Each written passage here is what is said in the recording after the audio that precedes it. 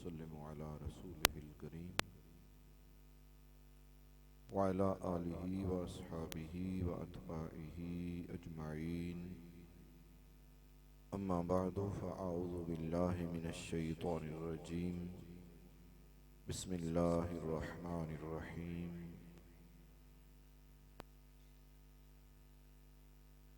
इन्नद्दीन इंदल्लाहिल इस्लाम। सदक़ल्लाहु मौलानल अज़ीम। इन्नल्लाह व मलाइकतहु युसल्लूना अलन नबी या अय्युहल्लज़ीना आमनू सल्लु अलैहि वसल्लिमू तस्लीमा। अस्सलातु वस्सलामु अलैका या सय्यदी या रसूलल्लाह व अला आलिका व अस्हाबिका या सय्यदी या हबीबल्लाह। अस्सलातु वस्सलामु अलैका या सय्यदी या खातमन नबिय्यीन व अला आलिका व अस्हाबिका या सय्यदी या खातमल मासूमीन।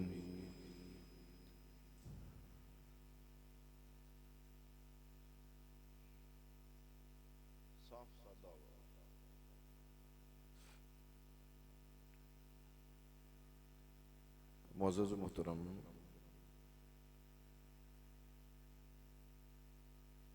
हज़रात उलमाए किराम और मुअज़्ज़ज़ हाज़रीन व सामईन,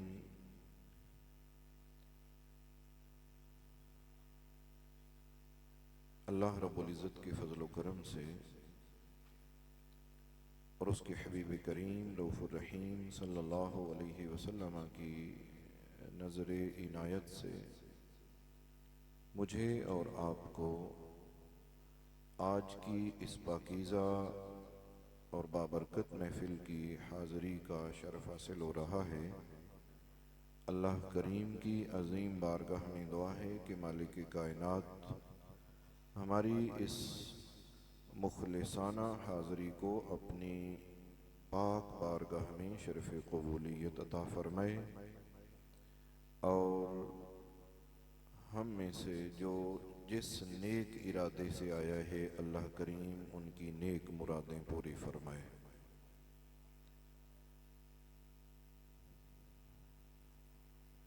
आपको मालूम है कि इस महफ़िल पाक में मरकज़ी खिताब पीरी तरीक़त रहबरी शरीयत हज़रत अल्लामा मौलाना क़ारी अब्दुल खालिक साहिब दामत बरकातुहुल आलिया आप कहे और उनसे पहले आपकी तशरीफ़ आवरी तक मैं आपके सामने हाजिर हूँ। आज की इस नशिस्त में मैं ना कोई किस्सा ना कोई कहानी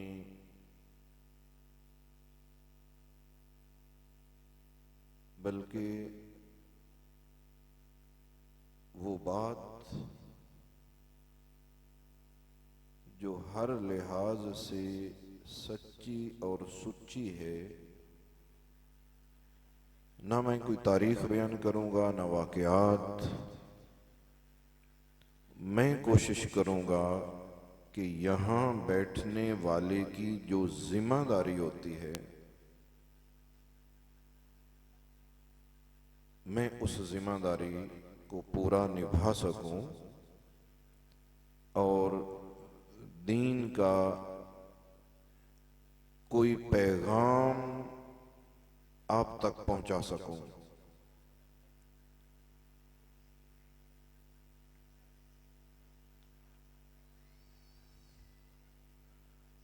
बस ठीक है, बच्चे बैठ गए हैं, अल्लाह इन बच्चों को सलामत रखे। ये हमारा मुस्तकबिल है इंशाअल्लाह अज़ीज़। आज हम इनकी अच्छी परवरिश करेंगे, जिस्मानी भी और रूहानी भी। तो कल ये हमें यहाँ मिलेंगे। अगर आज हमने इनको यहाँ से भगा दिया तो तो फिर जब हम बुलाएंगे ये उस वक्त नहीं आएंगे। इसलिए बच्चों आप परेशान नहीं होना, ठीक है ना? बातें भी नहीं करनी, आपने मेरी बात ध्यान से सुननी। आप बहुत अच्छे बच्चे। आइए हम अपनी गुफ्तगू को शुरू करते हैं, लेकिन गुफ्तगू के शुरू करने से पहले मैं आपको थोड़ा अदब की तरफ मुतवज्जे कर लूं कि बाअदब बानसीब और बेअदब बेनसीब। जब तिलावत कलाम पाक हो रही हो तो उसके भी आदाब हैं जिनका लिहाज रखना हम अहले ईमान पर लाजिम और ज़रूरी है। नाते मुस्तफ़ा पढ़ी जा रही हो तो उसके भी आदाब हैं जिनका लिहाज ज़रूर करना चाहिए। और अगर कोई आलिम दीन खिताब फरमा रहा हो तो उसके भी आदाब हैं, उनका भी लिहाज रखना चाहिए। मैं आज आपको मुस्लिम शरीफ की सिर्फ एक हदीस पाक सुनाऊंगा और उस हदीस पाक में हमें दीन का एक कसीर हिस्सा समझने को मिलेगा, जिसमें हमारे अकायद की भी इस्लाह होगी और जिसमें हमें अच्छे अमल की तरगीब भी होगी। नबी करीम अलैहिस्सलातु वस्सलाम के मीलाद का मकसद, हुजूर के मीलाद का मकसद जो है ना, कि इंसानियत को, भूली भटकी इंसानियत को अल्लाह रब्बुल इज़्ज़त के करीब करना। तो वो इंशाअल्लाह इस हदीस पाक के ज़रिए मैं कोशिश करूंगा कि मैं वो मकसद जो है ना सही बयान कर सकूं। आप सब माशाअल्लाह बड़े अदब से तशरीफ़ फरमा है और मुझे उम्मीद है कि आखिर तक आप अदब से ही तशरीफ़ फरमा रहेंगे, बल्कि अल्लाह करीम आपकी ज़िंदगियां दराज फरमाए, ज़िंदगी के आखिरी दम तक आप सब बाअदब ही रहें। हर बड़े का अदब करें, माँ बाप का, बहन भाइयों का, हाफिज कुरान का, अपने इमाम का, उलमा का। अल्हम्दुलिल्लाह इस्लाम हमें अदब की तालीम देते हैं। तो जो हदीस पाक मैं आपके सामने बयान करने लगा हूँ ये एक मारूफ हदीस है और इस हदीस का नाम भी उलमा ने रखा है, अपनी तरफ से मुंतखब किए है। वो हदीस पाक का नाम उलमा ने रखा है हदीस जिब्रील। क्या नाम है? हदीस जिब्रील। आज मैं आपको वो सबक पढ़ाऊंगा कि इंशाअल्लाहुल अजीज आप हमेशा याद रखेंगे भी हमें सबक पढ़ाया था। और मुझे ये भी खुशी हुई कि इस महफिल पाक में अल्हम्दुलिल्लाह बापर्दा हमारी माएँ, बहनें, बेटियां भी शामिल हैं। ये हमारी एक बदनसीबी है कि हमने अपनी ख़वातीन को दीन से दूर रखने की कसम उठाई हुई है। ख़वातीन को, बहनों बेटियों को दीन सीखने समझने का कोई मौका हमारे माहौल माशरे में नहीं रहा। और आपको पता है कि औरत की गोद इंसान की पहली और बुनियादी दरसगाह है। तो हम सबको अल्लाह करीम हिदायत अता फरमाए। हदीस जिब्रील में शुरू करने लगा हूं।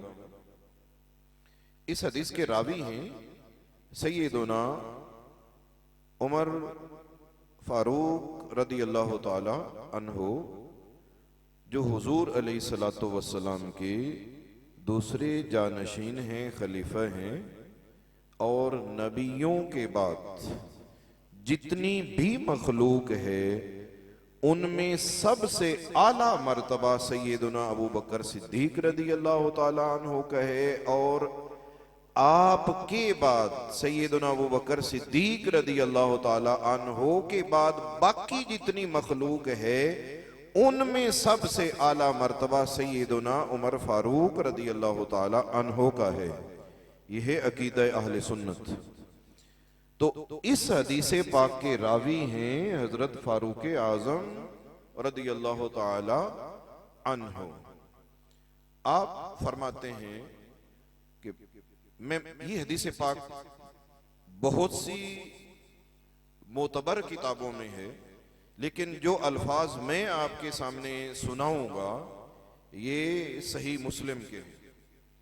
तो आप फरमाते हैं बैनमा नहनु इंदा रसूलिल्लाह, बस आपकी तवज्जो चाहिए। आप फरमाते हैं कि एक दिन हम रसूलुल्लाह की बारगाह में हाजिर थे। आगे ज़ाता यौमिन के अल्फाज भी, एक दिन हम रसूलुल्लाह की बारगाह में हाजिर थे, मौजूद थे। नहनो का लफ्ज ये बता रहा है कि हजरत फारूक आजम अकेले नहीं थे, सहाबा की एक कसीर जमाअत थी। और अगर आप को कुछ तसव्वुर करना आता हो तो आप चश्मे तसव्वुर में जरा वो मंजर अपने जहन में ले आए कि जब सहाबा के जगमग जगमग करते सितारों में अल्लाह के महबूब सिराजम मुनीरा जलवा फरमा होंगे। मस्जिद नबवी शरीफ का वो हसीन मंजर है, अल्लाह अकबर। अब भी मस्जिद नबवी शरीफ बहुत हसीन है, लेकिन जब पत्थरों को जोड़कर और खजूर की शाखों को जोड़कर छत और मस्जिद बनाई गई थी, उस मस्जिद जैसी हसीन कयामत तक कोई और मस्जिद नहीं हो सकती। उस हसीन मंजर को आप अपने जहन में रखें और चश्मे तसव्वुर अगर आपका वहां पर तसव्वुर पहुंच जाए तो वो खूबसूरत मस्जिद और उसका कच्चा फर्श जिस पर हुजूर जलवा फरमा होंगे और मुस्तफा की बारगाह में आपके उशाक, आपके परवाने, हुजूर के जानिसार, वो भी हाजिर खिदमत थे। और किसी ने, हर किसी का अपना अंदाज होता है। मुझे अचानक ही बात याद आ गई कि किसी ने लिखा था कि जिस वक्त थे खिदमत में उनकी अबू बकर उमर उस्मान अली, उस वक्त रसूल अकरम के दरबार का आलम क्या होगा। यकीनन हमारी आंखों ने बड़े बड़े हुस्न देखे होंगे, हमारी आंखों ने बड़ी बड़ी खूबसूरतियां देखी होंगी, लेकिन खुदा की कसम इस कायनात में जितना हसीन मंजर मस्जिद नबवी शरीफ के कच्चे फर्श पे बैठकर मुस्तफा की बारगाह में मौजूद उन परवानों और सहाबाए किराम का होता था, फिर निगाहें तरस जाएंगी, लेकिन कयामत तक किसी को ऐसा हसीन मंजर नहीं मिलेगा। तो सैयदना फारूक आजम फरमाते हैं कि एक दिन हम बारगाह रिसालत में हाजिर थे तो हुआ क्या, एक अजीब मामला हुआ। और वो अजीब मामला क्या था, फरमाती इज़ तला अलैना रजुल, एक अचानक एक मर्द जाहिर हुआ। ताला का मन होता है तलु हुआ, हम अक्सर बोलते हैं सूरज तलु हुआ। तो एक रजुल, एक मर्द तलु हुआ, ये नहीं कहा जा आया, क्योंकि जाहिर होना और है। और जज़ाकुमुल्लाहु खैरा, ये पैसे मेरा ख्याल है मेरे लिए इतने काफी हैं, आप बैठकर इत्मीनान से गुफ्तगू सुने। पैसे नीचे फेंकने को मैं अच्छा नहीं समझता, कुछ लोग जेब में डालने को अच्छा नहीं समझते, ठीक है ना, लेकिन मैं पैसे जमीन पर डालने को, फर्श पे डालने को अच्छा नहीं समझता। इसके पीछे लिखा है एक गोल आशिये में हुसूल रिज़्क़ हलाल इबादत है। ये बहुत बड़ी बात है। इस वजह से मैं इसको नीचे डालना मुनासिब नहीं समझता। आप भी थोड़ी तवज्जो किया करें। तो खैर, ये पैसे हमारी तवज्जो हटाएंगे, और पैसे ने आपको पता है हम सब की तवज्जो पहले भी हटाई हुई है। इसलिए मेरा ख्याल ये है कि आज इस पैसे को थोड़ा साइड पे कर लेते हैं, और हम जिस मिशन के लिए, मकसद के लिए यहां पर जमा हुए हैं ना, वो हमारा पैसा लेना देना मकसद नहीं है। अल्हम्दुलिल्लाह नहीं है, बिल्कुल नहीं है। मैं अलल ऐलान कहता हूं कि ना मैं आपके पास आकर रोटी खाऊंगा, ना मुझे पैसों की जरूरत है। मैं हाजिर रहूंगा तो सिर्फ और सिर्फ अल्लाह की रजा के लिए आऊंगा। तो आप मेरी बात को ध्यान से सुनिए। आप फरमाते हैं कि अचानक एक मर्द जाहिर हुआ। एक होता है आना और एक होता है जाहिर होना। इसमें फर्क आप समझेंगे। आना ऐसे है जैसे हम वो देख रहे हैं कि हमारे एक वो नौजवान जो है ना, वो चलता हुआ आ रहा है, तो ये होता है आना। और जाहिर होना ये है कि चलता हुआ तो हमें कोई नजर नहीं आया और पहले मौजूद भी नहीं था, लेकिन जब अचानक हमारी नजर पड़ी तो एक शख्स हमें बैठा या खड़ा मिला, तो इसको कहते हैं जाहिर होना, तुलू होना। तो हजरत फारूक आजम फरमाते हैं कि अचानक एक शख्स तलू हुआ, जाहिर हुआ, और उसकी कैफियत भी आपने बताई। आप फरमाते हैं शदीदो सवाद इशारे व शदीदो बयाद सियाबे, ये अल्फाज पहले, व शदीदो सवाद इशारे, कि वो जो जाहिर होने वाला शख्स था ना, उसकी हालत कैफियत भी बड़ी उम्दा और आला थी। कैसी हालत थी? आप फरमाते हैं कपड़े उसके शदीद, शदीद का लफ्ज आप पढ़े लिखे लोग हैं, समझते हैं कि शदीद का लफ्ज कैसा होता है। उसके कपड़े बहुत ज्यादा सफेद थे। उस जाहिर होने वाले मर्द के कपड़े बहुत ज्यादा सफेद थे, और बाल उसके सर के होंगे या दाढ़ी मुबारक के होंगे, तो या मूछें होंगी या अबरू होंगे, तो बाल उस जाहिर होने वाले शख्स के शदीद काले थे, बहुत ज्यादा काले थे। तो आप फरमाते हैं कि ला युरा अलैहि असर सफर, उस जाहिर होने वाले शख्स पर कोई सफर के आसार और अलामात नहीं नजर आ रही थी। सफर ये होता है ना, आज के सफर को आप ज़हन में ना रखना। मैं और आप आज हम गाड़ियों में सफर करते हैं और हमारा सफर उस सफर से मुख्तलिफ है। उस वक्त की जो सवारी थी वो सबसे आला सवारी थी घोड़ा, उससे कुछ अदना थी खच्चर, और उससे अदना था ऊंट, और उससे अदना था गधा। ये सवारियां उस वक्त की थी। तो आप फरमाते हैं कि सफर की कोई अलामत नहीं उस पर नजर आ रही थी, कि यकीनन सफर करते तो सफेद कपड़े उनके सफेद ना रहते, कुछ तो फीके पड़ जाते ना गिरदो गुबार की वजह से। बाल भी उनके काले ना रहते, वो भी कुछ मिटियाले तो हो जाते ना गिरदो गुबार पड़ने की वजह से। तो फरमाते हैं कि कपड़े उनके बहुत ज्यादा सफेद थे। ये थोड़ी डबलिंग खत्म कर दें ताकि मेरी आवाज बिल्कुल क्लियर रहे। हमने चूंकि कोई गाना तो गाना नहीं है, हम तो हदीसे पाक पढ़ रहे हैं ना, इसलिए वो गाना के लिए होती है, तो यहां अब उसकी जरूरत नहीं है। अच्छा, बाल बहुत ज्यादा काले हैं, उन पर भी कोई गिरदो गुबार नहीं, कपड़े भी सफेद हैं, उन पर भी कोई गिरदो गुबार नहीं।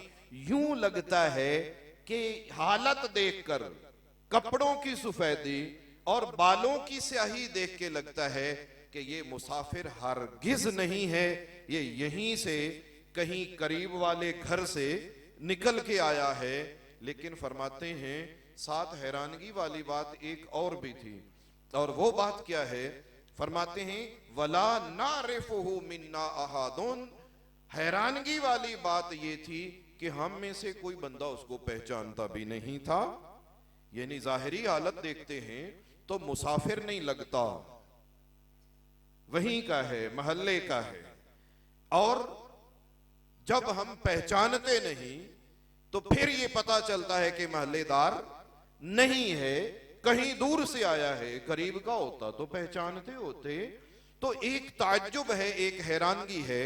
तो वो शख्स आया और आते ही उसने किया क्या, जालसा इलन नबी, नबी करीम अलैहिस्सलातु वस्सलाम की बारगाह में हाजिर होकर वो बैठ गया। और बैठने का अंदाज क्या था, जरा इस पर भी गौर कीजिए।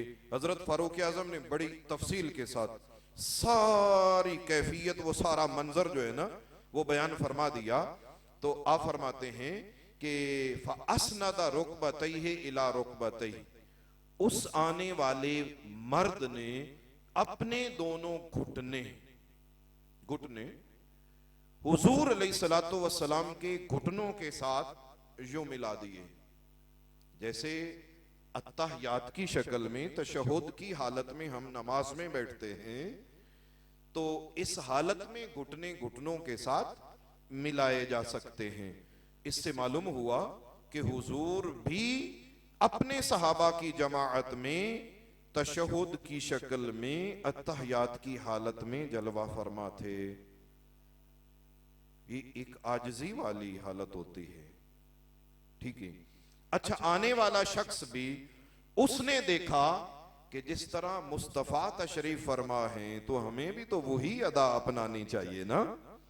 तो वो भी उसी हालत में, जिस हालत में मुस्तफा थे, उसी हालत में आकर आने वाला मर्द बैठ गया और उसने अपने घुटने हुजूर के घुटनों के साथ मिला दिए। हालांकि अदब के तकाजों में से एक तकाजा ये है कि जिससे अदब करते हैं उससे थोड़ा दूर रहते हैं। हाँ, अदब का तकाजा तो यही है, लेकिन इश्क व मोहब्बत का तकाजा ये है कि दूरियां सारी मिटा दी जाएं और महबूब का कुर्ब हासिल किया जाए। गोया कि आने वाला शख्स जो है वो अदब को भी जानता था, इसलिए उसने अपनी शक्ल अत्तहियात वाली बना ली, और इश्क को भी जानता था, इसलिए उसने महबूब का कुर्ब भी हासिल कर लिया। अब समझिए, जब घुटने उसने हुजूर के घुटनों के साथ यूं मिला दिए, तो अब हाथों की बारी थी। जो हदीस पाक में मुस्लिम में अल्फाज हैं, तो हदीस में है व वादा कफ़ैहि अला फ़ाख़िज़ैहि। इसका अमूमन तर्जमा ये किया जाता है कि उसने अपनी दोनों हथेलियां अपनी रानों पर रख ली, लेकिन मैं आज ये तर्जमा नहीं करूंगा। जो तर्जमा मैं करूंगा वो होगा भी ठीक इंशाअल्लाह, और अरेबिक जो उसूल हैं, ग्रामर है, उस लिहाज से भी ठीक होगा, और वो जायज तर्जमा है। वो तर्जमा ये है कि उसने अपनी दोनों हथेलियां अपने घुटनों पे नहीं, अपनी रानों पे नहीं, उसने अपनी दोनों हथेलियां मुस्तफा के घुटनों पे रख ली। देखिए, जब हम आज भी इस दौर में किसी अपने बड़े की बारगाह में हाजिर होते हैं तो हम उसके घुटनों को हाथ लगाते हैं, ये एक अदब का तकाजा होता है।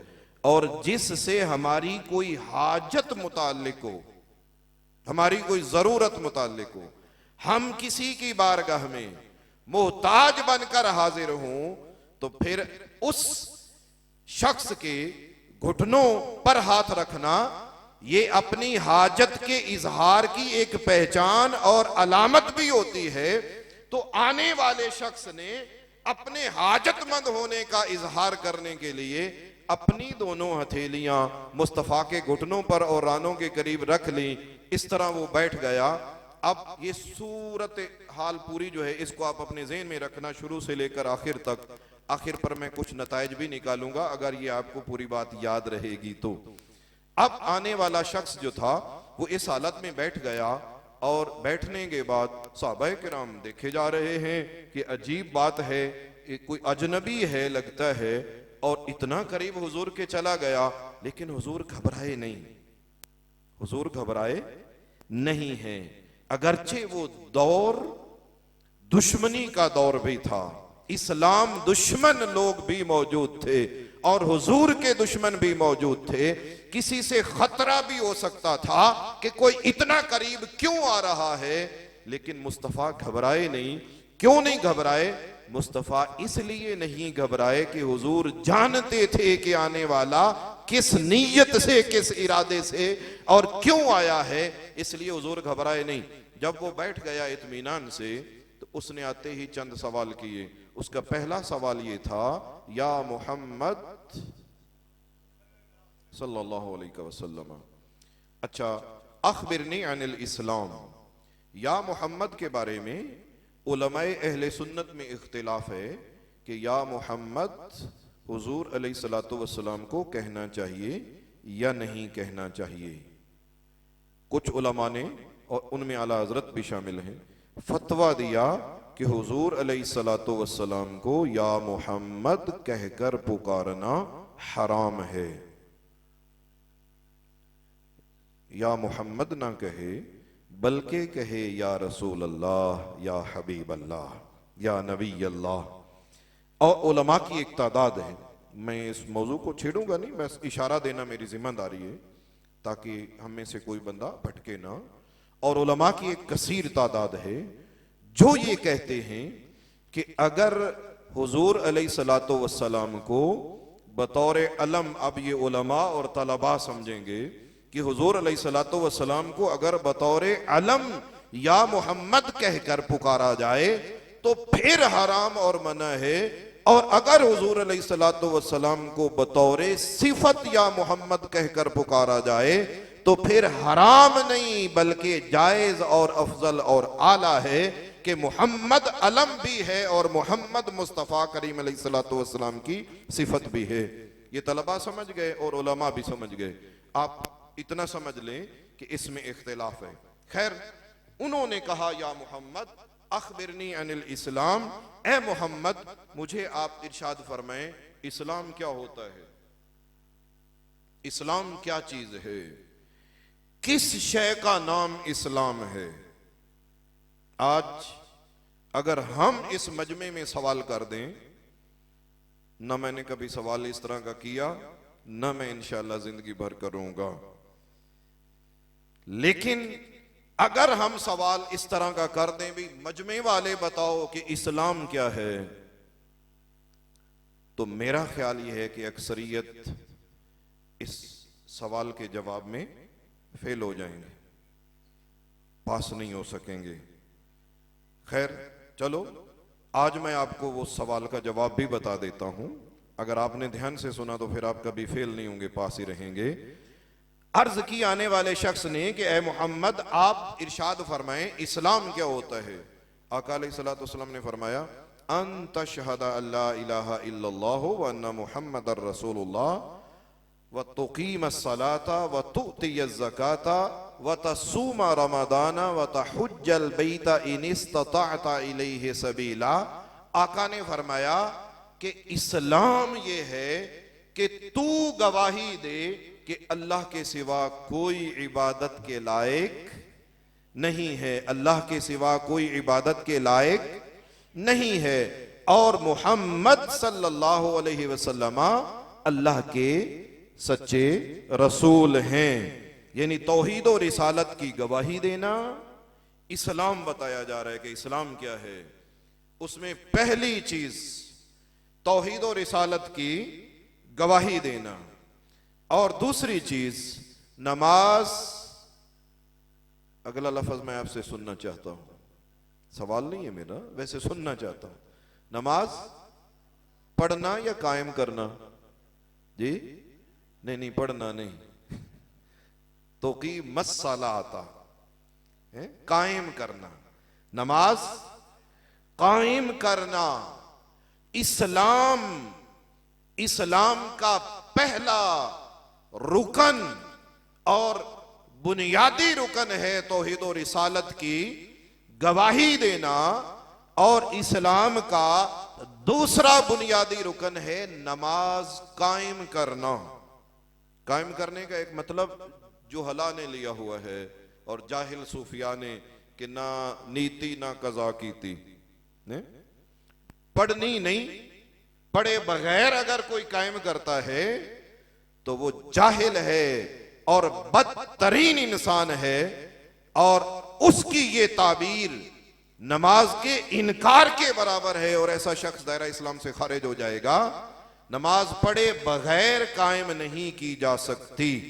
तो दूसरा बुनियादी रुकन है नमाज कायम करना।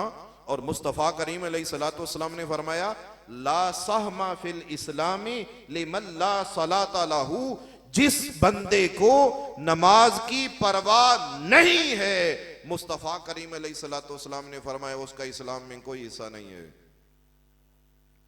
ला सहमा फिल इस्लाम, सहम का माना होता है हिस्सा। उस बंदे का इस्लाम में कोई हिस्सा नहीं है जिसे नमाज की परवाह नहीं है। हम लोग मिलाद मना लेंगे, झंडियां भी लगा लेंगे, लाइटिंग भी कर लेंगे, बाजार में चूना भी हम छिड़क लेंगे और अपने चौक में वेलकम भी लिख लेंगे, खुश आमदीद भी लिख लेंगे चौक में जमीन पर। लेकिन अजान हुई, नमाज का वक्त हुआ और हम समझ रहे हैं कि असल इबादत हमारी ये चौक में जो हम कर रहे हैं ना ये है। भाई नमाज अहम तरीन इबादत है, वो भी करो, लेकिन जब अजान हो गई, नमाज के लिए बुलाया गया, तो उसको छोड़ दो, उसको छोड़ दो, रोक दो और पहले नमाज अदा करो, बाद में जाके वो कर लेना, वो भी अच्छा काम है। लेकिन नमाज अहमुल फराइज है, अहम तरीन फर्ज है और मुस्तफा ने फरमाया कि उसका इस्लाम में कोई हिस्सा नहीं है जिसे नमाज की परवाह नहीं है। तो इस्लाम का दूसरा बुनियादी रुकन है नमाज कायम करना। पढ़ेंगे ना, नमाज कायम करेंगे ना इंशाअल्लाह अजीज।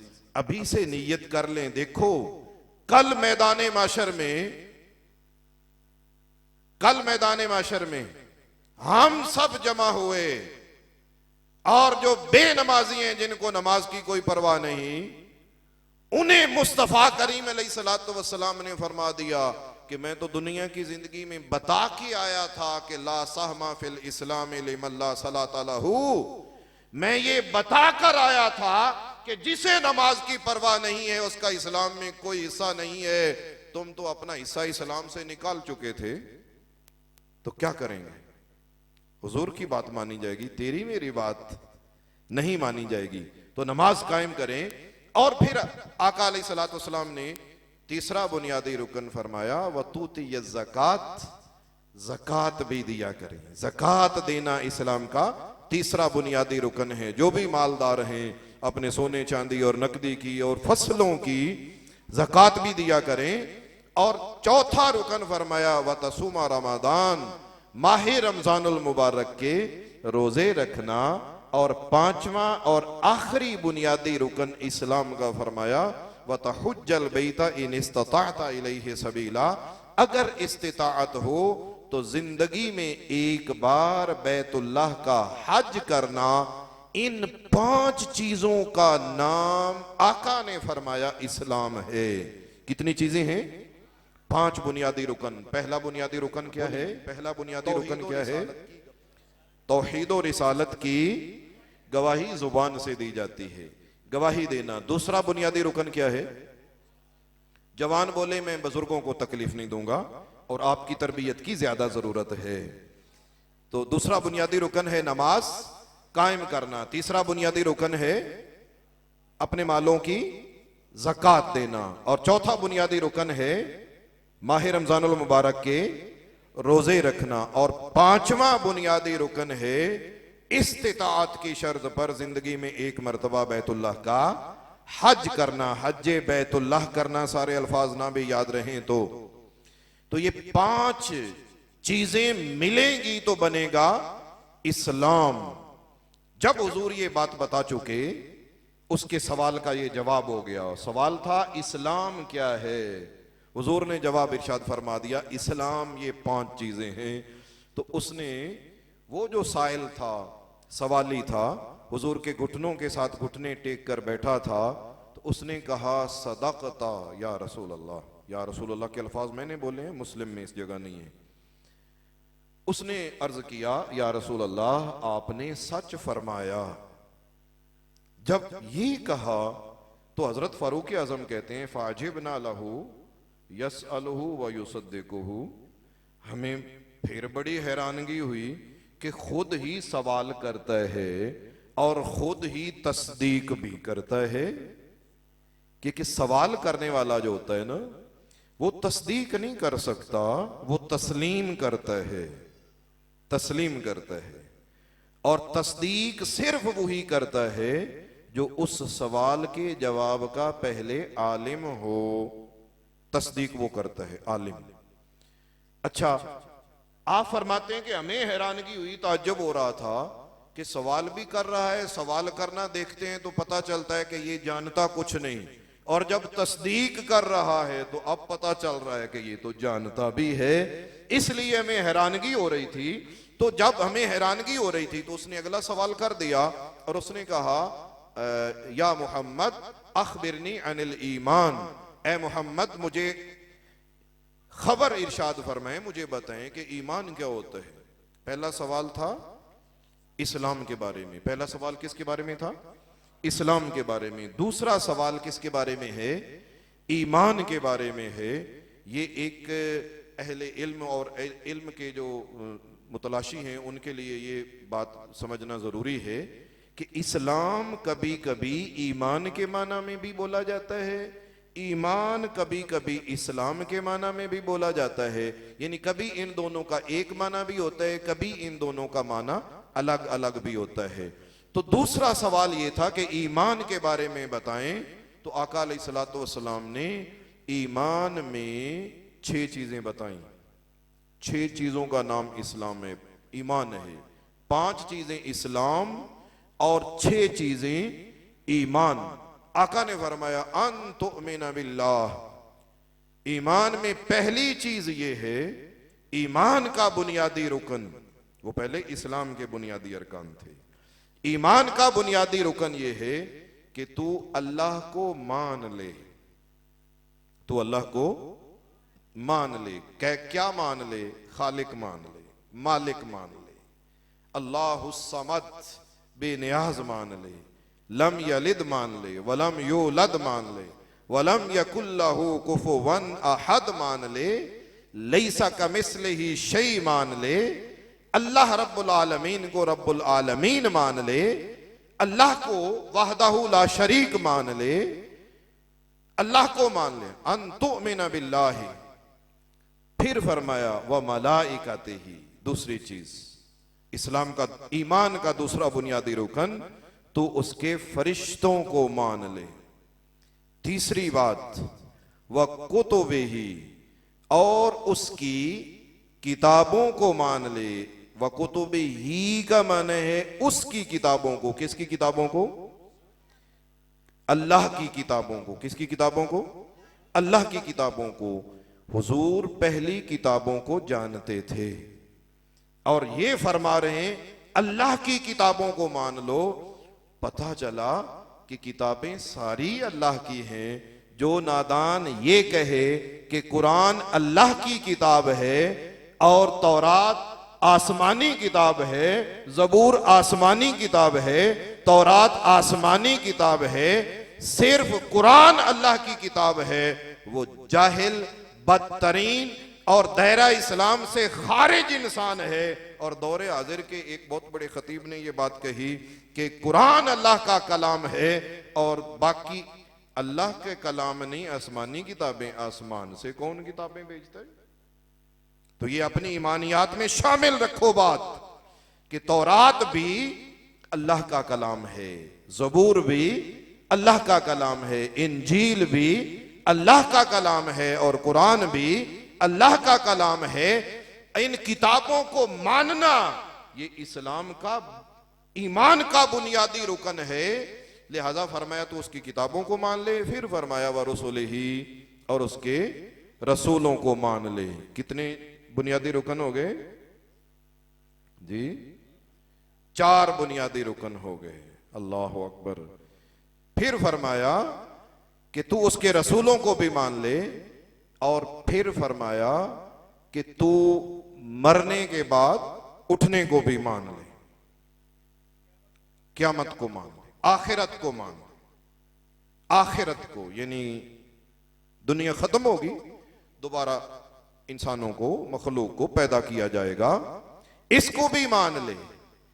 और व तो मेना, फिर अल्फाज तो मेना के दोबारा आए, बिल कदर खैरे ही, और उसकी अच्छी तकदीर को भी मान ले। और फिर फरमाया व शर्रे ही, उसकी बुरी तकदीर को भी मान ले। यानी जो कुछ भी इंसान के साथ अच्छाई होती है या बुराई से मुराद तकलीफ होती है, परेशानी जिंदगी में आती है, मुसीबत आती है, ये सब कुछ ईमान इस पर रखना है कि ये सब कुछ अल्लाह की तरफ से है। कुल्लुम मिन इंदिल्लाह, सेहत मिली तो वो भी जी अल्लाह की तरफ से, और अगर बीमारी आई तो वो भी अल्लाह की तरफ से। लेकिन हमारे यहां ये पैमाने मुख्तलिफ हैं। सेहत मिली तो हम कुछ और कहेंगे, और मुसीबत तकलीफ आई तो हम कुछ और कहेंगे। और हमारे यहां अल्हम्दुलिल्लाह कुछ लोग समझदार हैं, लेकिन एक कसीर तादाद है जो इन मामलात को नहीं समझते। बंदा बीमार हुआ, 2-4 दिन बीमार रहा, दवाई ली, आराम आया नहीं, फिर ज़हन पर एक भूत सवार हुआ, किसी ने कुछ किया है, किसी ने कुछ किया है। अल्लाह अकबर, किसी ने कुछ किया है। बच्चा ठीक नहीं हो रहा, किसी ने कुछ किया है। औलाद नहीं हो रही, किसी ने कुछ किया है।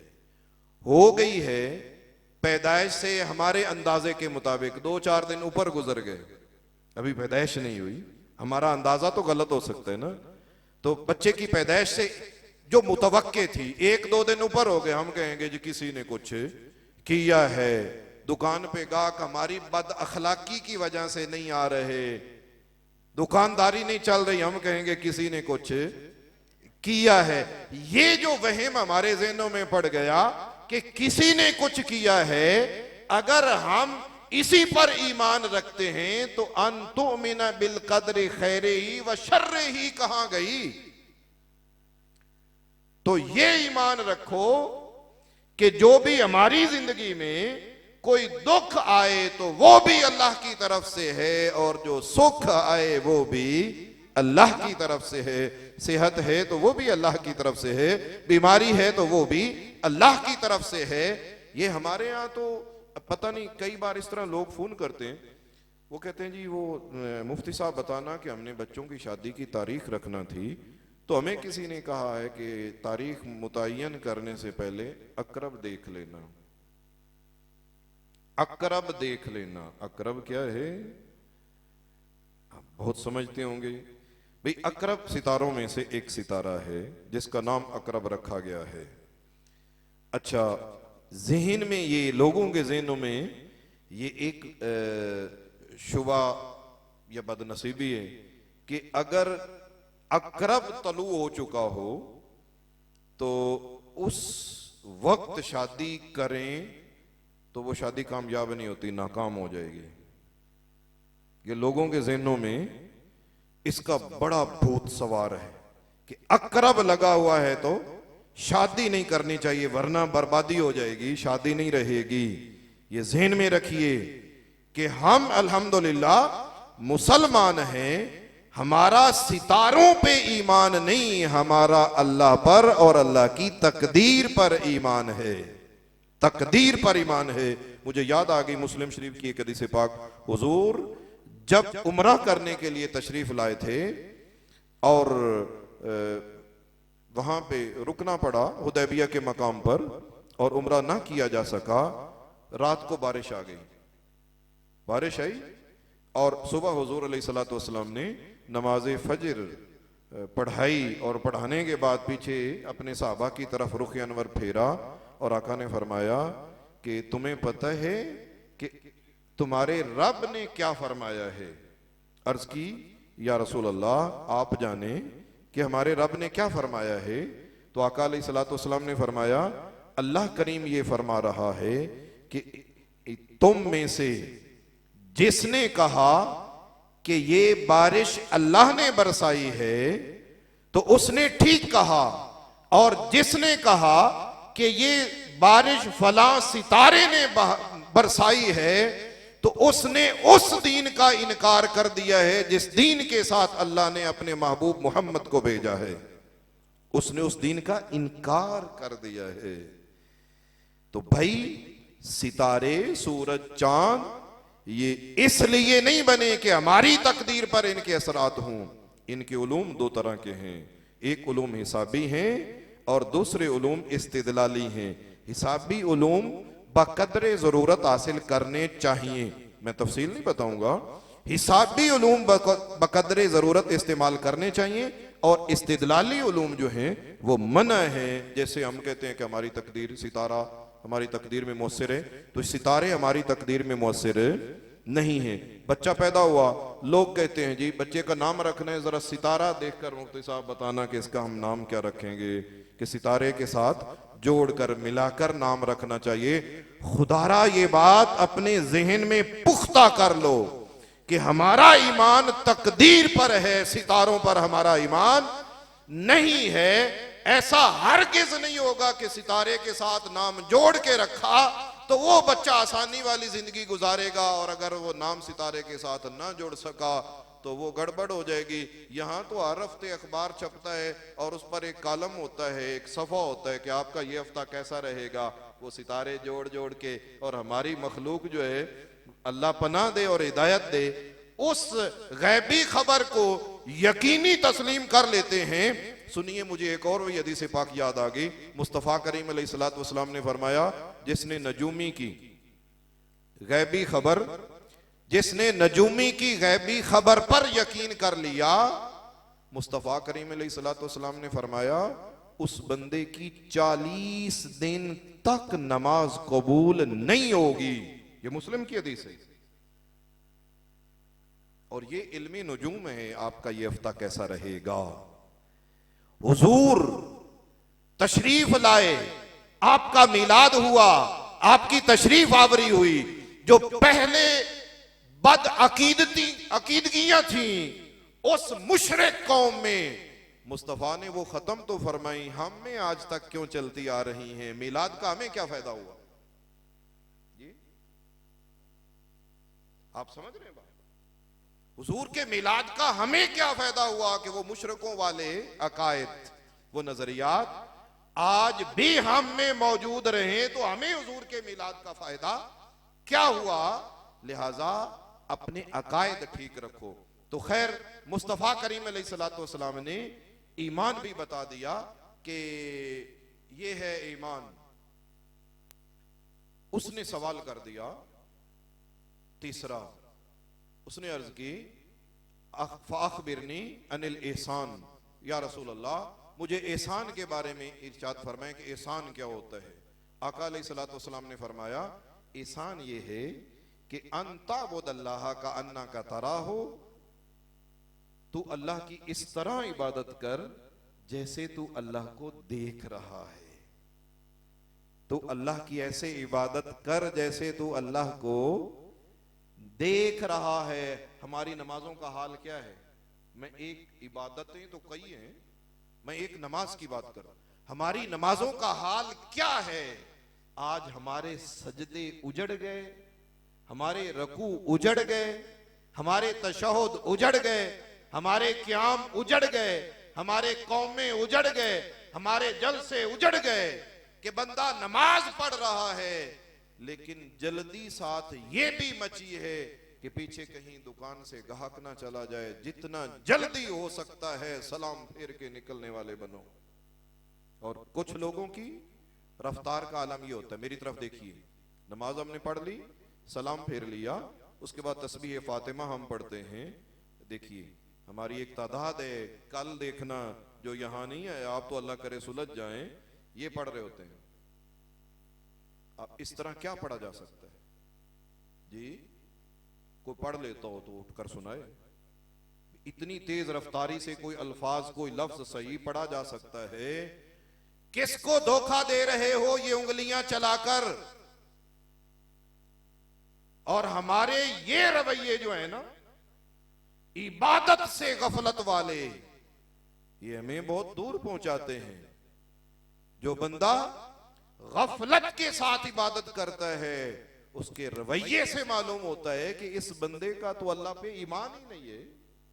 देखिए, आप मुझे नमाज सुनाएं, मैं सुनूंगा तो नहीं, लेकिन बिल फर्ज मैं आपसे कहता हूं, चलो अलामा साहब से कहता हूं भी आप मुझे नमाज सुनाएं।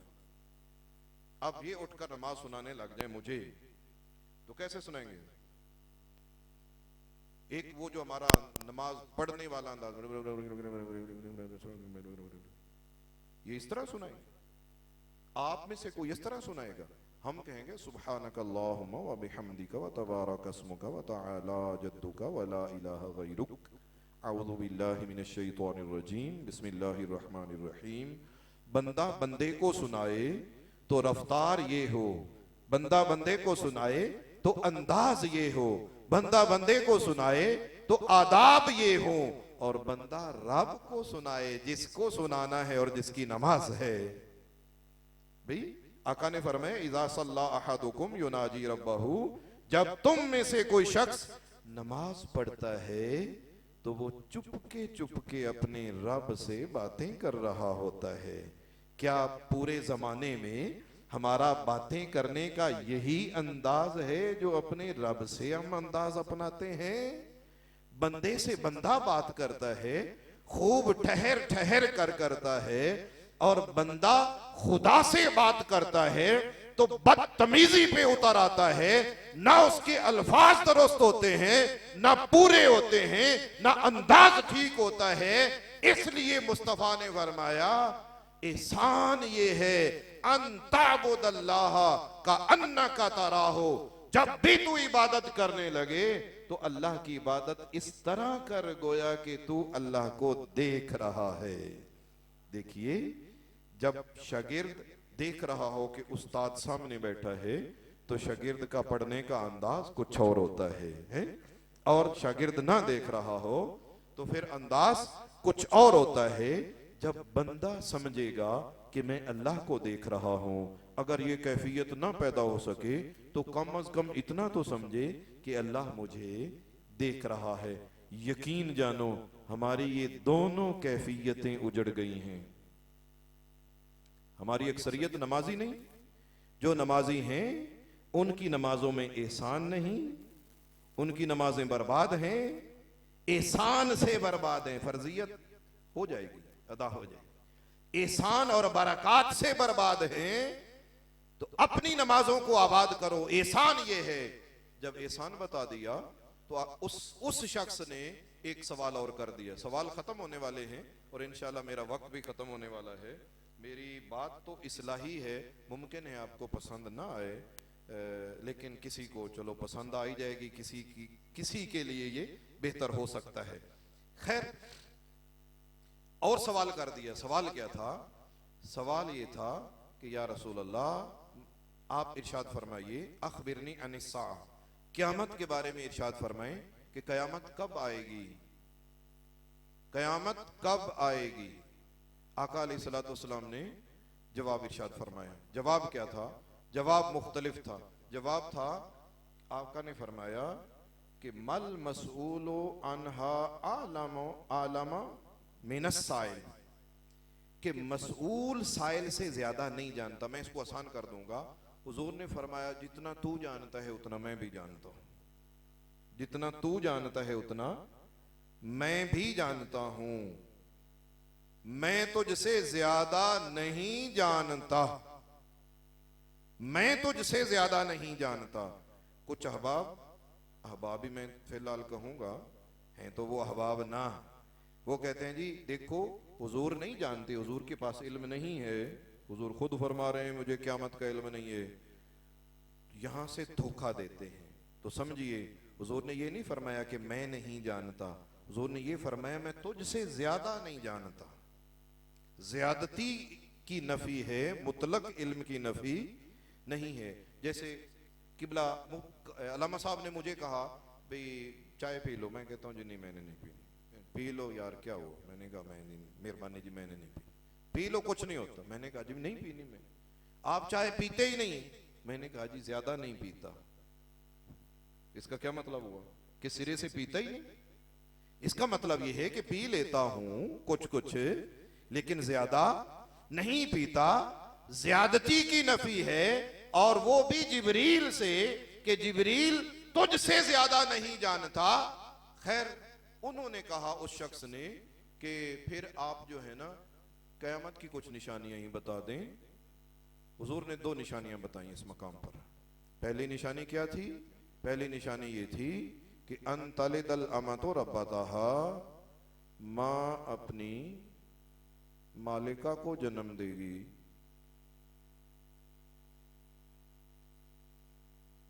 मां अपनी मालिका को जन्म देगी। लफ्जी तर्जमा यूं करूं तो फिर माना बनेगा लौंडी अपने मालिका को लौंडी अपनी मालिका को जन्म देगी। वो जरा आपके लिए मुश्किल हो जाएगा, इसलिए मैं मां कह रहा हूं। मां अपनी मालिका को जन्म देगी, इसका मतलब ये है कि औलाद माओं के लिए, माओं के साथ वो रवैया इख्तियार करेंगी जो रवैया मालिक अपनी नौकरानियों और लौंडियों के साथ करते हैं। औलादें अपनी मां के साथ वो रवैया इख्तियार करेंगे जो मालिक अपनी लौंडियों के साथ रवैया इख्तियार करते हैं। यानी झिड़क दिया, डांट दिया, सारे काम उनसे करवा लिए, आप आराम सुकून से बैठे हैं भी, कपड़े भी तुमने धोने हैं, प्रेस भी तुमने करने हैं, और शलवार में नाला भी तुमने ही डाल के देना है, बटन भी तुमने ही खोल के देने हैं, वगैरह वगैरह, जूते भी मेरे पॉलिश मां ने ही करने हैं, सारे काम मां पे डाल दें। तो ये कयामत की निशानियों में से एक निशानी है। फिर आका ने दूसरी निशानी बयान फरमाई, मैं मुख्तसर कर लूं तो दूसरी निशानी ये बयान फरमाई कि बकरियों के चरवाहे वो बड़े बड़े अमीर बन जाएंगे और बड़े बड़े महल्लात में फख्र करेंगे। अंतरल हुफातल उरातल आलता रिया अशाई यततावलूना फिल बुनियान, ये मुस्लिम के अल्फाज हैं, जिसका मफहूम ये है कि बकरियों के चरवाहे जो लोगों की बकरियां चराकर तनख्वाह लेकर गुजारा करते थे, वो इतने अमीर हो जाएंगे कि बड़ी बड़ी बिल्डिंगें बनाकर, कोठियां बनाकर, महल्लात बनाकर उनमें फख्र करेंगे। ये 2 कयामत की निशानियां बयान की आका अलैहिस्सलातु वस्सलाम ने। तो हजरत उमर कहते हैं फन तालाका, वो आने वाला शख्स जो है ना इतने सवालों के बाद चला गया। जब वो चला गया फलबिस तो मलिया, मैं कुछ देर हुजूर की बारगाह में बैठा रहा। जब मैं बैठा रहा तो हुजूर ने मुझसे पूछा कि या उमर अतदरी मनिस्साइल, उमर जानते हो कि ये जो सवाल पूछ रहा था ये कौन है? उमर जानते हो ये जो सवाल पूछ रहा था ये कौन है? तो हजरत उमर का जवाब सुनिए और आपके दिल को ठंडक पड़ेगी। पता नहीं मेरी गुफ्तगू से आप परेशान होंगे, ठंडक ना भी पड़े तो खैर, बात ठंडक वाली है, पड़े या ना पड़े। तो हजरत उमर ने जवाब दिया। जवाब क्या था? अल्लाह आलमो व रसूलो, अल्लाह जाने और अल्लाह का रसूल जाने। अल्लाह जाने और अल्लाह का रसूल जाने। तो आका अलैहिस्सलातु वस्सलाम ने फरमाया फ़इन्नहु जिब्रील, ए उमर, ये जो सफेद कपड़ों वाला था, काले बालों वाला था, जिसामत वाला था, घुटने मेरे घुटनों के साथ टेक कर अपनी दोनों हथेलियां मेरे रानों पर, घुटनों पर रख कर बैठ गया और सवाल करता रहा, ये इंसान नहीं था, ये तो जिब्रील था। तो क्यों आया था? अताकुम युअल्लिमुकुम दीनकुम, ये इसलिए यहां आया था कि तुम्हें तुम्हारा दीन सिखाए, तुम्हें तुम्हारा दीन सिखाए। जिसको हजरत उमर इंसान समझ रहे थे, उमर की निगाह नहीं पहचान सकी कि ये इंसान है या फरिश्ता है। मुस्तफा की निगाह जानती है कि बेशक सूरत बशर वाली है पर है तो नूरी जिब्रील ना है। अब हदीस पाक मैंने यहां पर पूरी होगी हदीस पाक, अब इसको थोड़ी रिवीजन कर लेंगे और सुनिए जो इस हदीस पाक से बातें साबित हुई, जो मसाइल साबित हुए वो सुनिए। एक मसला, सबसे पहला मसला ये साबित हुआ कि मुस्तफ़ा करीम अलैहिस्सलातु वस्सलाम की बारगाह में हाजिर हूं तो वहां अदब की इंतहा करनी चाहिए, इंतहा दर्जे का अदब करना चाहिए। और अदब भी कौन सा करना चाहिए? अदब भी वो करना चाहिए जो हालत बंदे की नमाज वाली हालत होती है, सजदे और रकू को छोड़कर, सजदे और रकू को छोड़कर नमाज वाली हालत बनाकर मुस्तफा के सामने बैठेगा तो ये मुस्तफा करीम अलैहिस्सलातु वस्सलाम की बारगाह का अदब होगा। कई बार इस तरह होता है, अगर आपको भी नसीब हुआ हो, सुनिए मेरी बात, होता यूं है, आप और मैं जब हाजिरी के लिए बारगाह रिसालत में सुनहरी जालियों के सामने हाजिर होते हैं तो हमारा अंदाज ये होता है, ऐसे होता है। आप में से किसी को मौका मुयस्सर हुआ तो माशाल्लाह, अल्लामा साहब। अच्छा, हम जब जाते हैं रोज़ा मुबारक की जालियों के सामने तो हर बंदा तो एक जैसा नहीं होता। मैं अपनी कैफियत या कुछ लोगों की बयान कर रहा हूँ कि निगाहें उनकी झुकी होती हैं और उनकी पलकें बरस रही होती हैं और वो ज़हन में ये होता है कि कहाँ मैं और कहाँ मुस्तफ़ा का दर है, मैं कहाँ पहुँच गया। मैं कोई इस काबिल था कि मेरा वजूद गुनाहों की गंदगी से लिथड़ा हुआ और इतनी कायनात की सबसे अजीम और पाक तरीन बारगाह में पहुंच गया। निगाहें बरस भी रही होती हैं, झुकी हुई भी होती हैं और ताब नहीं पड़ती कि जालियों की तरफ निगाह उठाकर देख भी लिया जाए। हाथ दोनों अदब से यूं बंधे होते हैं और छोटे छोटे अदब से कदम उठाता हुआ बंदा चल रहा होता है। और वहां जो शुरता या मुतव्वा जालियों के सामने होते हैं, एक शुरता होता है, एक मुतव्वा होता है, जब वो सुन्नी की ये कैफियत देखता है ना कि हाथ बांधा हुआ, मेरे साथ कई बार इस तरह हुआ है, वो वहां से इशारा करता है, देखिए यूं इशारा करेगा ऐसे, इसका मतलब क्या हुआ? उसका इशारा यह कि हाथ छोड़ दो, हाथ छोड़ दो। फिर हमें लालच होता है कि अगर हमने हाथ ना छोड़े तो इसने हमें निकाल देना। और इस तरह हुआ, मेरे साथ कई बार हुआ कि वो पकड़ के, बाजू से पकड़ के बड़ी बेरुखी के साथ तो वो धक्के दे के निकाल देते। अच्छा, हमें उसकी वजह से, उसके कहने की वजह से हाथ छोड़ना पड़ता है, लेकिन हमारी आदत है हाथ छोड़े बगैर तो हम रह नहीं सकते, तो हम फिर हाथ बांध लेते हैं। वो फिर इशारा करता है या पकड़ के निकाल देता है। उसने हाथ क्यों छुड़वाए? उसके ज़हन में ये है कि हाथ बांध के खड़े होना ये नमाज वाली हालत है और नमाज वाली हालत सिर्फ अल्लाह के सामने, किसी और के सामने नहीं बनाई जा सकती। मैं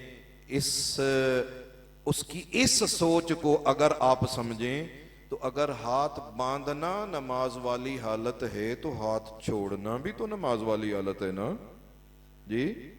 जब हम रकू में होते हैं, देखिए क़याम में थे, हमने हाथ बांधे हुए थे, हम रकू में गए,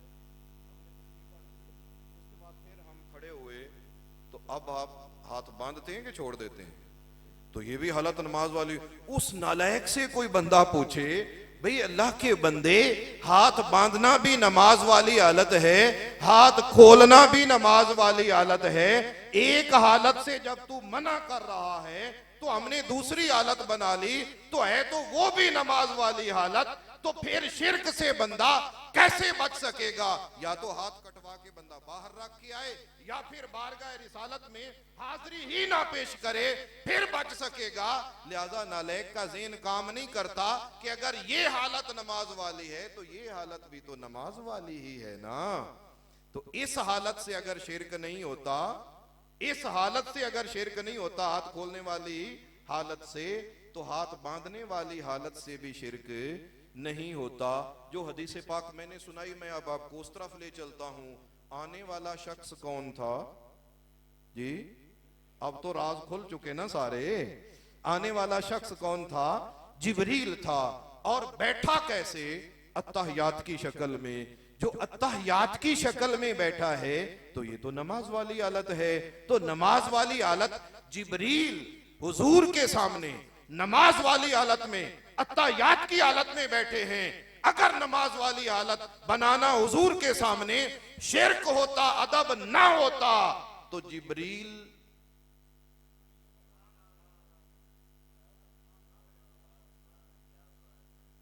हम कहेंगे जिब्रील कभी ये हालत ना बनाते, और वो कहेगा जिब्रील मुशरिक हो गया। साफ जाहिर है उसके फतवे से तो यही होगा ना कि जिब्रील मुशरिक हो गया। भाई अल्लाह के बंदो, सोचना ये है कि जिब्रील आए क्यों हैं। युअल्लिमुकुम दीनकुम, दीन सिखाने आए हैं। तो पता चला जिब्रील का दीन ये है कि मुस्तफा के सामने नमाज वाली हालत बना के अदब किया कर। जिब्रील का दीन ये है। अच्छा दीन, अच्छा ये एक मसला हो गया कि रकू सजदा नहीं, इसकी इजाजत नहीं हुजूर के सामने और किसी के भी सामने, अल्लाह के अलावा ना किसी के सामने रकू ना किसी के सामने सजदा है, ये मना है। रकू सजदे के अलावा अदब वाली और नमाज वाली हालत हुजूर के सामने बना लें, लेकिन हुजूर को खुदा ना समझें, माबूद ना समझें, बल्कि महबूब समझें, तो फिर ये ऐन अदब है और अल्लाह की बारगाह में ये मकबूल है और जिब्रील का तरीका है। लिहाजा सुन्नी जब भी बारगाह रिसालत में होता है तो जिब्रील के सबक को याद रखता है, मुस्तफ़ा की बारगाह में अदब वाली हालत से हाजिर होता है।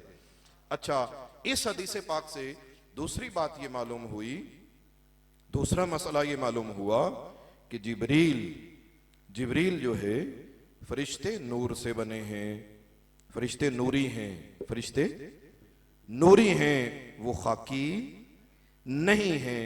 लेकिन जो आने वाला आया था उसने तो कपड़े भी पहने हुए थे, कपड़े भी पहने हुए थे। नूर तो कपड़े नहीं पहनता जी। उनके बाल भी काले थे। भाई नूर है तो काला, स्याही कहां? जो नूर है वो स्याह नहीं, काला नहीं, जो काला है वो नूर नहीं, तो स्याही कहां? उसके तो बाल भी काले थे और ऐन बशर की हालत में आया कि हजरत उमर फारूक जैसी शख्सियत और सारे सहाबा बशर ही समझते रहे, एक को भी वहम नहीं हुआ कि ये नूरी है।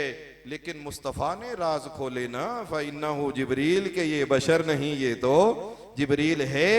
और कुरान से भी साबित है, अगर आप समझें, कि जब हजरत मरियम के पास जिब्रील आए थे, फतमस्सला लहा बशरन सविया, बशर बनकर हजरत मरियम के पास भी आए। जिब्रील अगर बशरी लिबास में आए तो उनकी नूरानियत में कोई फर्क नहीं पड़ सकता। वो नूरी भी हैं उस वक्त और बशरी भी हैं। अगर जिब्रील एक वक्त में नूरी भी हैं, उनकी हकीकत नूर है और उनका जाहिर बशरियत है, तो तेरे मेरे महबूब मुस्तफा की हकीकत भी नूर है, आपकी जाहिर बशरियत है। इसमें कोई फर्क, ये कौन नादान है जो कहता है कि नूर और बशरियत का इज्तिमा नहीं हो सकता? उसकी अपनी नालायकी हो सकती है, वरना ये कोई कायदा कुलिया ना अल्लाह ने बनाया है ना अल्लाह के रसूल ने बनाया है, ये उसकी अपनी नालायक सोच है। खैर, अगला मसला ये मालूम हुआ कि मुस्तफ़ा करीम अलैहिस्सलातु वस्सलाम, मैं और आप सिर्फ जाहिर को देखते हैं, हमें जाहिर नजर आता है। अब देखिए, आप मुझे देख रहे हैं, मैं इंसान ही हूं, मेरी हकीकत भी इंसान है, लेकिन एक हकीकतें होती हैं जिनका ताल्लुक इंसान की रूहानियत से होता है।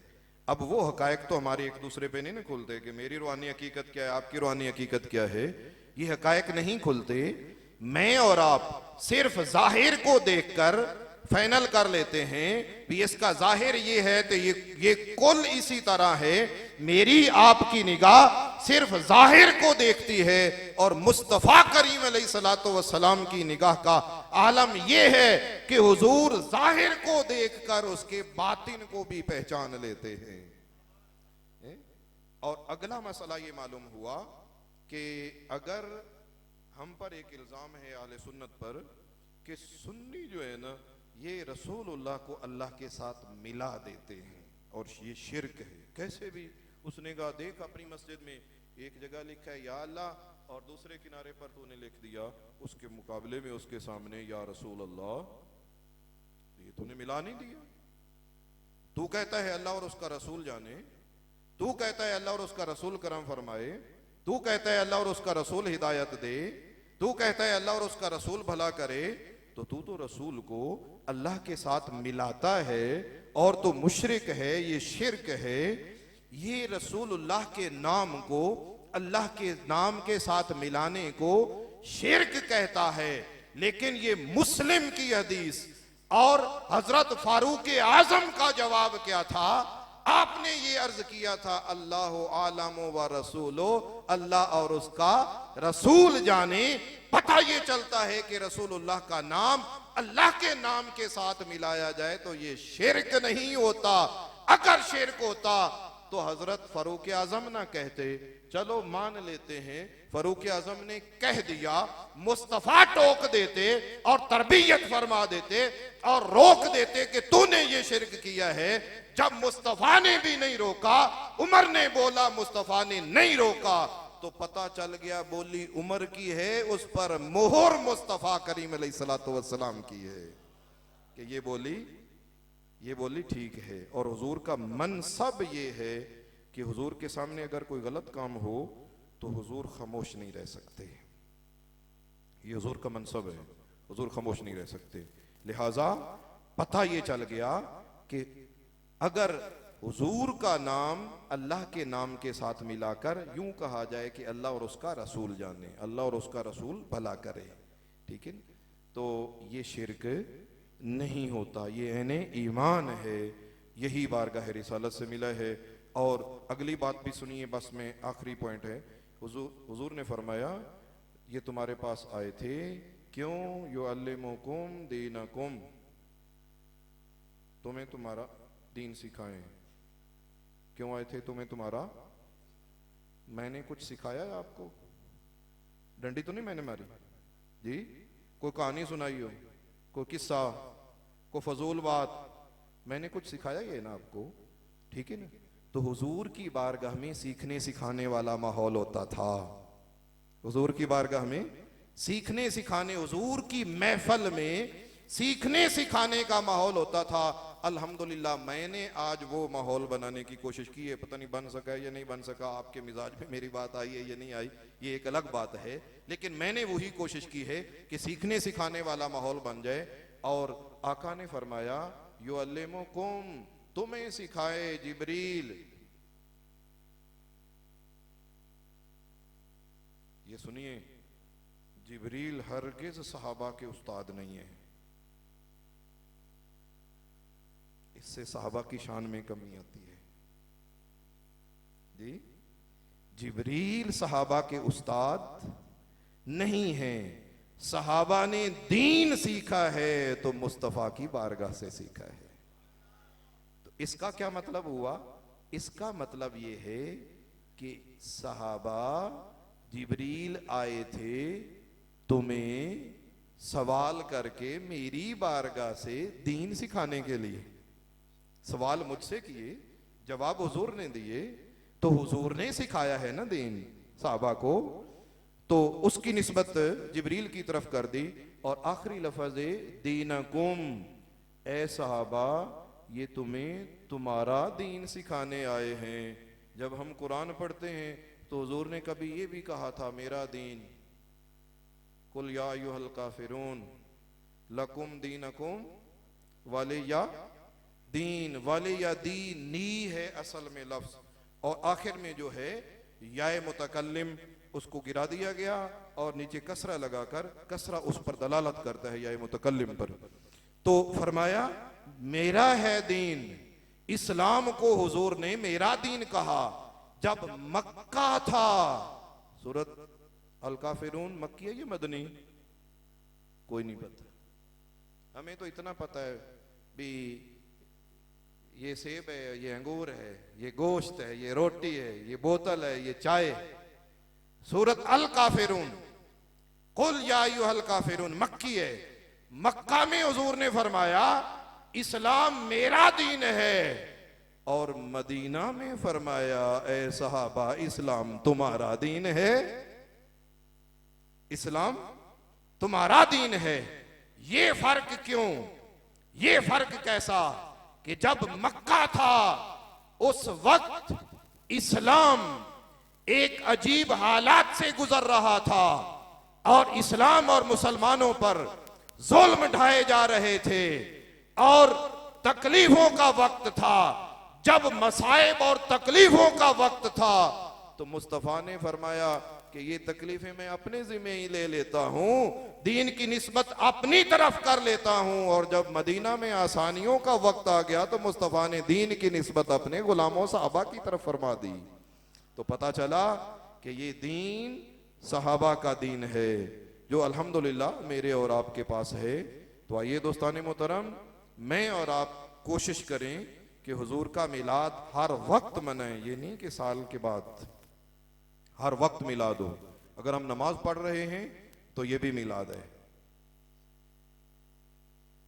सुनो मेरी बात, सिर्फ ये ना समझो कि झंडियां लगाना मिलाद है।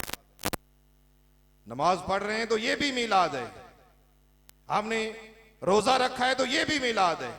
आपने ज़कात दी है तो ये भी मिलाद है।